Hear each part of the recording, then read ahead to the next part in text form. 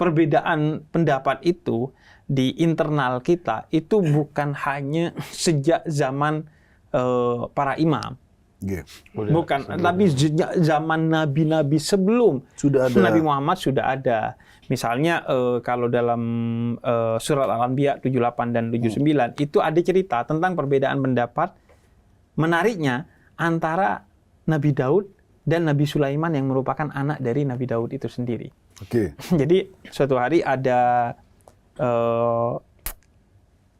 kebun anggur yang dimasuki oleh gerombolan kambing dan memakan tumbuhan Anggurnya, itu. Anggur dan daun-daunnya semua tumbuhannya dimakan. Kemudian datanglah dua orang yang berkonflik ini kepada Nabi Daud.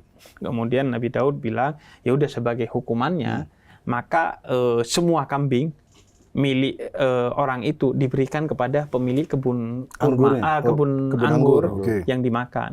Kemudian Nabi Sulaiman memberikan pendapat, kalau menurut saya sebaiknya semua kambing yang dimiliki itu diberikan kepada pemilik kebun anggur sampai kemudian anggurnya kembali tumbuh seperti sedia kala. Itu yang wajib mengurusnya adalah pemilik kambing.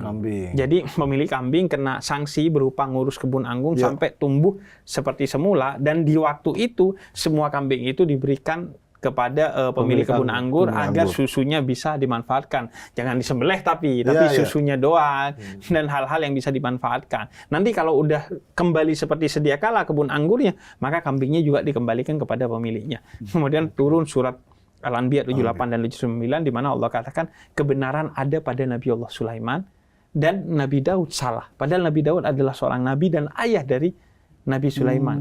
Jadi kebenaran itu tidak selalu terletak kepada orang tua. Kadang kebenaran ada pada sisi anaknya. Dan tapi kata Allah, kemuliaan tetap ada pada keduanya.